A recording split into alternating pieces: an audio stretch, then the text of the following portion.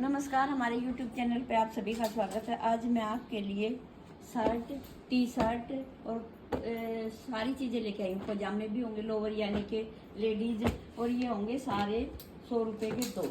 जिसको लेने हो ले लियो भाई, फिर ना मैं इधर उधर झोपड़ी वालों को दे के आऊँगी। हैं अच्छे, बिल्कुल साफ़ सुथरे, लेकिन ये ना होलसेल वाले डाल जाते हैं काफ़ी सारा सामान। ये मेरे बस का अब है नहीं, इसलिए मैं काफ़ी टाइम से डिस्काउंट का ही कर रही हूँ। ये देखो, ये लोअर हैं और सारे साइज मिलेंगे, कॉटन के हैं, बढ़िया। दिखाने की जरूरत नहीं है, लेकिन मैं ये सोच रही हूँ किसी के सारा लग गया तो बढ़िया है।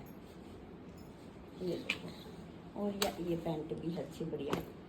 100 रुपये के दो, बस ये उठाने के दे रही हूँ और कुछ नहीं। ये आपको फ्री में मिल रहा है, सोच लो।